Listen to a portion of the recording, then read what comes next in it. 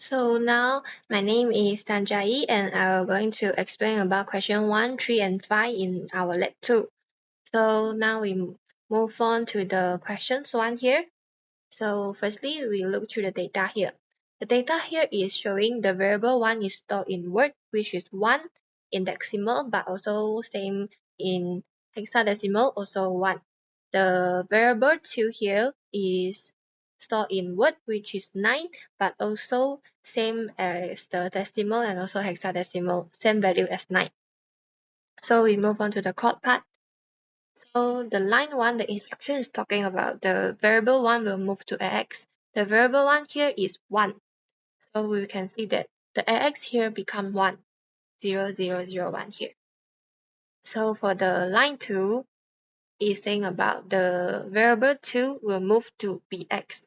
So we will see that the BX now become 9 in hexadecimal. So it's 0009 here. So for the line 3 here, it's talking about the exchange the AX and BX. So after execute this line, we will see that the AX and BX already exchanged. The AX now is 9 here, and then the BX now here is 1. So move on to the next one.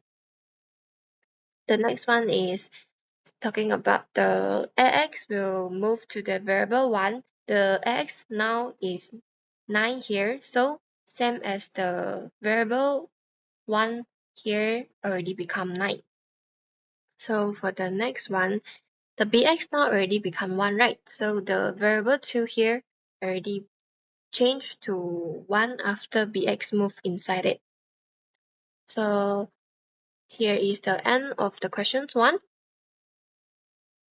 So now we move on to the question 3 here.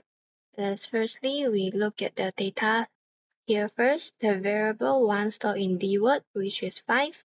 The variable 2 stored in D word, which is 10, but in hexadecimal place will be 8. And then the variable 3 stored in D word, which is 20 in decimal, but is 14 in hexadecimal. And then the variable 4 here is the word, but is it a noun, which is 0 here. So we move on to the code part. Firstly, the instruction is saying move variable 1, which is 5 to EAX. So we can see the EAX here become 5 in hexadecimal.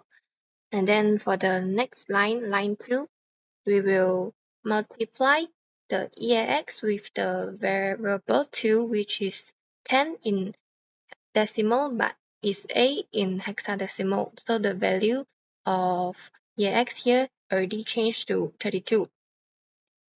So for the next one, it's saying the EAX will add by the variable 3, which is 20, but it is 14 in the hexadecimal.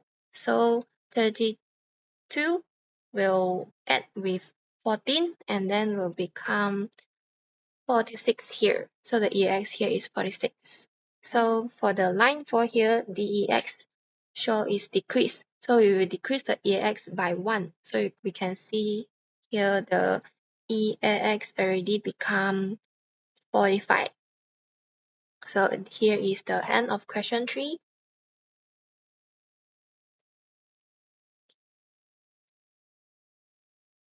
So now we move to the question 5 here. So firstly, we can see here that we have no data here. So we move on to the code part. So the first one, F10. Okay, the first instruction here is we clear the dx here to 0. So we will see that the dx becomes 0 here. And then the next one is we load 10,000 to AX. So the AX here, we can see that already become 1000. And then for the next line, we will load 25 in hexadecimal to CX. So we will see that the CX here already become 25. And then the next one, we will multiply the CX with the AX. So we multiply 25 with 1000. So the final answer we will get is 25,000, right? So the 25,000 will show here as dx ax. So the dx will become 0002, and then the ax will become 5000. So if it is stored in dx ax, the final answer is 225,000. The 2 is here, and then the 5,000 is in the ax. So here is the end of the questions 5 here. Thank you.